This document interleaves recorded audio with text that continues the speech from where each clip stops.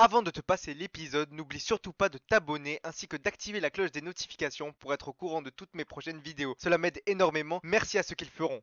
Salut tout le monde, c'est Izuki pour l'épisode 6 de Jujutsu Kaisen. La conscience de Yuji se confronte à celle de Sukuna. Ce dernier a changé d'avis depuis son petit duel contre Megumi et propose à Yuji un marché en échange de le régénérer. S'il prononce pacte éternel, Yuji devra lui céder le contrôle de son corps pendant une minute et oublier aussitôt à propos de ce pacte. Yuji, peu enclin, refuse. Sukuna ajoute la garantie qu'il ne tuera personne pendant 7 minutes de contrôle et lui assure qu'il sera contraint par un marché inviolable. Mais Yuji n'est toujours pas satisfait et exige qu'il le ressuscite gratuit. Soudain, il se fait trancher la tête. Satoru discute avec Ishiji et lui confie son projet de bousculer toute la hiérarchie au sein des exorcistes, tous des neuneux. Il espère bien que tous ses élèves pourront apporter ce renouveau. Il cite notamment Akari et Okotsu en terminale et en première, qui l'égaleront sûrement sur ses capacités d'exorcisme.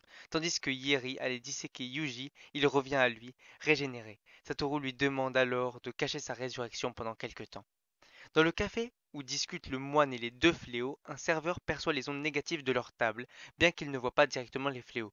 Le moine conseille à ses interlocuteurs de sceller les pouvoirs de Satoru, trop puissants pour eux, avec une relique de classe S nommée la lisière du supplice. Le patron vient prendre la commande du moine, occupant une table pour rien. Soudain, il s'enflamme, ainsi que toutes les autres personnes présentes.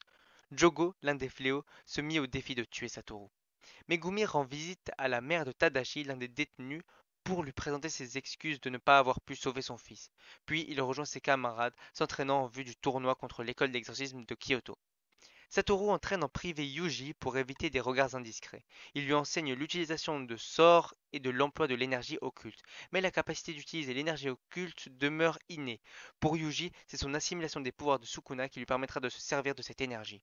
Celle-ci reposant sur des sentiments négatifs, Satoru le missionne de regarder de multiples films pour faire naître en lui de sombres émotions. Il lui confie un familier qui va le frapper à chaque fois qu'il n'émettra pas assez d'énergie occulte.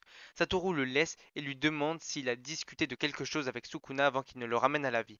Satoru, qui avait un rendez-vous avec le proviseur, était conduit par Ichiji, mais lui demande de le laisser en chemin alors qu'il passait par une route en périphérie de la forêt. Là, Jogo l'attaque.